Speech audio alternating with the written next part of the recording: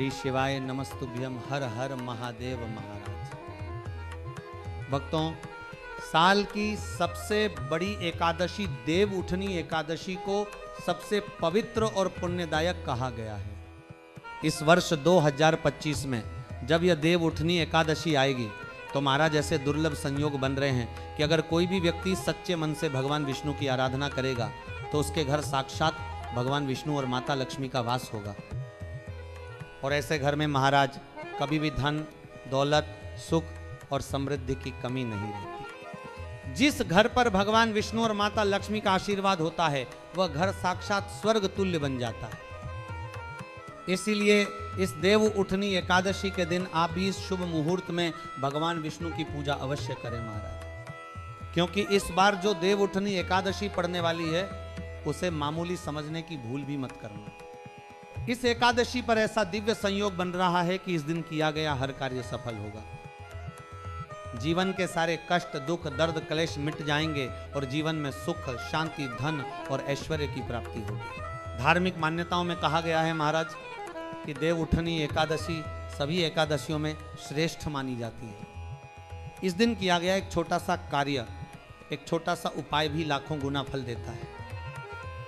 और इस बार की देव उठनी एकादशी तो एक महापर्व के रूप में मनाई जाएगी। इस दिन एक विशेष कार्य और एक विशेष चीज का सेवन करने से व्यक्ति का भाग्य ही बदल जाता है महाराज। परंतु उससे पहले जान लीजिए इस वर्ष देव उठनी एकादशी कब और किस मुहूर्त में है। वैदिक पंचांग के अनुसार कार्तिक शुक्ल पक्ष की एकादशी तिथि यानी देव उठनी एकादशी 1 नवंबर 2025 को सुबह 9:11 पर प्रारंभ होगी और 2 नवंबर 2025 को सुबह 7:30 पर समाप्त होगी। इस दिन दो बहुत ही शुभ मुहूर्त बन रहे हैं, ब्रह्म मुहूर्त और अभिजीत मुहूर्त। ब्रह्म मुहूर्त सुबह 4:50 से 5:41 तक रहेगा और अभिजीत मुहूर्त सुबह 11:45 से दोपहर 12:30 तक रहेगा। इन्हीं मुहूर्तों में भगवान विष्णु की आराधना करना अत्यंत शुभ और फलदायी माना गया है महाराज। एकादशी व्रत के दिन भगवान विष्णु की उपासना अभिजीत मुहूर्त में की जानी चाहिए। इस दिन सूर्योदय सुबह 6:33 पर और सूर्यास्त शाम 5:36 पर होगा, जबकि चंद्रोदय दोपहर 2:49 पर रहेगा। इन सभी शुभ मुहूर्तों में यदि आप पूजा करें, दीप जलाएं और भगवान विष्णु का ध्यान करें तो आपके जीवन में अपार सकारात्मक ऊर्जा का प्रवाह होगा।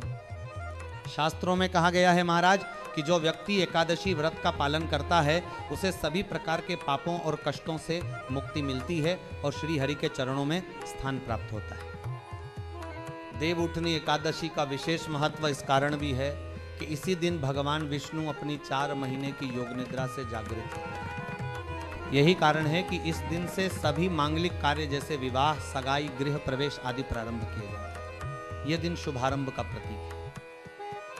अब बात आती है महाराज उस खास उपाय की जो यदि आप देव उठनी एकादशी के दिन कर लेते हैं तो यकीन मानिए गरीबी, दरिद्रता और कष्ट आपके जीवन से सदा के लिए दूर हो जाएंगे।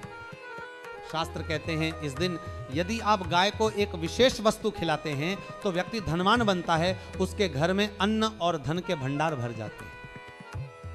भक्तों, गौ माता कोई साधारण प्राणी नहीं है। उनके शरीर में 33 कोटि देवी देवताओं का वास होता है। गौ सेवा से सभी पाप मिट जाते हैं और पूर्व जन्मों के दोष भी नष्ट हो जाते हैं। आप हर सुबह जब भोजन बनाएं तो पहली रोटी गौ माता के नाम की निकालिए और गाय को प्रेम पूर्वक खिलाइए। यदि संभव हो तो काली गाय को खिलाएं और यदि न मिले तो सफेद गाय को। सर्दियों में गाय को गुड़ खिलाना शुभ है, परंतु गर्मियों में ऐसा न करें। गाय को पानी पिलाना, उसके लिए प्याऊ बनवाना या हरा चारा देना, यह सब पुण्य का कार्य है। यदि कोई व्यक्ति यात्रा पर निकले और सामने दूध पिलाती गाय दिख जाए तो समझ लेना महाराज कि यात्रा सफल होगी। अब सुनिए गाय के साथ क्या नहीं करना चाहिए। गाय को कभी भी मारना, डांटना या उसे कष्ट देना महापाप कहा गया है। जो ऐसा करता है उसे अगले जन्म में पशु योनि प्राप्त होती है। गाय के विश्राम स्थल को स्वच्छ रखना अत्यंत शुभ है। जो व्यक्ति गाय के स्थान की सफाई करता है वह पूर्व जन्म के पापों से मुक्त होकर गोलोक में स्थान पाता है। और याद रखें, गाय को कभी भी बासी रोटी नहीं खिलानी चाहिए। सड़ी गली या खराब चीज गाय को देना अपने भाग्य को दूषित करने जैसा है महाराज। गाय को दी जाने वाली रोटी पर हल्दी, गुड़, मिश्री या थोड़ा सा घी अवश्य लगाएं। सूखी रोटी नहीं खिलाएं क्योंकि यह नकारात्मक ऊर्जा को आमंत्रित करती है। आप 11 आटे की लोइयां बनाकर उन पर हल्दी लगाएं और गाय को खिलाएं। हर लोई खिलाते समय गाय के सिर, पीठ और चरणों को प्रेम से स्पर्श करें। 7 परिक्रमा करें और मन में अपनी कामना रखें। इससे आपके जीवन के सभी संकट समाप्त होंगे, दुखों का अंत होगा और सुखों का आगमन होगा। गाय गुरु ग्रह बृहस्पति से जुड़ी है, इसीलिए एकादशी के दिन जब आप गाय को रोटी पर हल्दी लगाकर खिलाते हैं तो धन, ज्ञान और सुख की वृद्धि होती है। जो व्यक्ति मानसिक तनाव से जूझ रहे हों वे गाय को गुड़ वाली रोटी खिलाएं। इससे मन शांत होता है और सकारात्मक ऊर्जा का संचार होता है। अब बात करते हैं तुलसी विवाह की। देव उठनी एकादशी के दिन तुलसी विवाह का भी विशेष विधान है। तुलसी माता को लक्ष्मी जी का स्वरूप माना गया है और आंवला भगवान विष्णु का। इस दिन तुलसी और आंवले दोनों की पूजा करने से 2 गुना फल प्राप्त होता है। महाराज, तुलसी के चारों ओर दीपक जलाइए, रंगोली से अष्टदल कमल बनाइए और तुलसी के पास शंख, चक्र और गाय के पद अवश्य बनाइए। यह सब भगवान विष्णु और माता लक्ष्मी को आपके घर में स्थायी रूप से आमंत्रित करता है। तुलसी माता को सिंदूर, चंदन, रोली और धूप से सजाइए। यदि संभव हो तो वस्त्र और आभूषण भी अर्पित करें। इस दिन तुलसी को एक पत्ता चढ़ाना ही 6000 गोदान के बराबर पुण्य देता है। पर ध्यान रहे, देव उठनी एकादशी के दिन तुलसी का पत्ता तोड़ा नहीं जाता, पहले से तोड़कर रखिए। जिन दंपतियों के घर संतान नहीं होती वे इस दिन तुलसी नमस्कार पाठ करें। जिनका विवाह नहीं हो पा रहा या जीवन में संबंधों में तनाव है उनके लिए भी यह पाठ अत्यंत प्रभावी है। जो व्यक्ति तुलसी के चारों ओर दीप दान करते हैं उन्हें मृत्यु के बाद कभी अंधकार का सामना नहीं करना पड़ता। दीपक की वह लौ स्वयं स्वर्ग की ओर मार्गदर्शन करती है।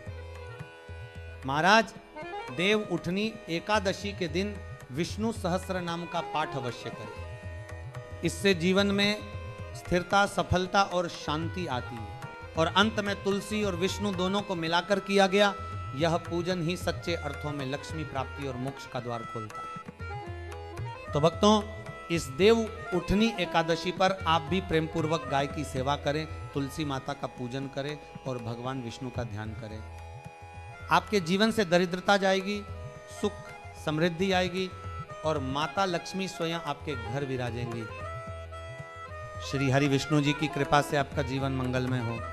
जय श्री हरि, जय माता लक्ष्मी, जय गौ माता, हर हर महादेव महाराज।